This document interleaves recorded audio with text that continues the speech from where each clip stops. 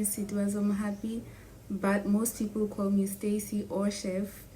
I am a chef by profession, and welcome to my first video on this channel.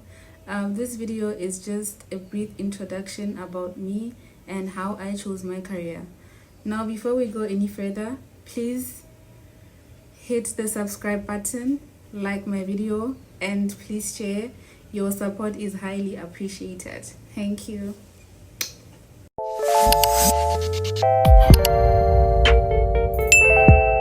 Today we're gonna be talking about me and how I chose my career. But first, I wanna explain what does choosing a career involve. Self-reflection to identify your skills, your interest, followed by exploring different career paths and gathering information about them. So under self-reflection, there are a number of subtitles which include identifying your interest, assess your skills and strengths, determine your values, consider your personality, and also setting up your goals. Now, one-on-one explain all the subtitles under self-reflection. The first one was identifying interests.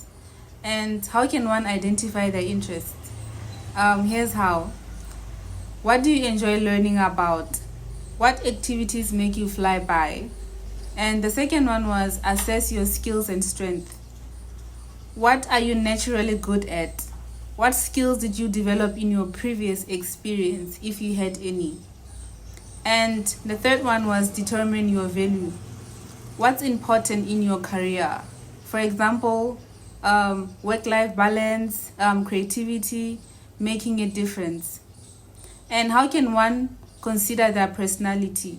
Are you an introvert or an extrovert? And again, choosing a career also involves exploring career options. And under this heading, there are also subtitles. The first one is research different industries and occupation, take quizzes and assessments, and talk to people in different fields, and consider internship or volunteer work. Now I'm gonna one-on-one explain what was said previously. And what do we mean by research industry and occupation? This is whereby you use all the online resources, career websites, and identify publications to learn more about career path. The second one was take quizzes and assessments. This can help you identify potential career matches based on your interest, skills, and personality. The third one was talk to people in different fields. This is whereby you will network with professionals in your area of interest to learn about their experience and get advices from them. The fourth one, consider internship or volunteer work. Gaining hands-on experience in a field can help you determine if it's a good fit, if it's really what you want. Making a decision, because at some point you have to decide what do you really want to do for the rest of your life. Before making any decision, compare your options. Weigh the pros and the cons of each career path based on self-assessment and research. The second one, consider financial aspect. Factors in potential salary, job stability, and the cost of education or training. The third one is trust your gut. Choose your career that feels right for you, that aligns with your values and goals. The fourth one is be open to change. Your career path may evolve over time, so be willing to adapt and learn new skills as needed. Now I want to tell you guys how I chose my career, because I didn't get a chance to learn about what I was telling you about. I'm gonna be very honest with you guys. I never wanted to be a chef. I've never dreamed of being a chef. I always wanted to be a nurse. I was inspired by my mom, who is a retired midwife nurse and a master's holder. And let's just say dreams get shattered and you have to focus on something else. Right after receiving my LGCSE results, which was in 2018, if I'm not mistaken, found out that I didn't do so well, and it was sad. It was so sad.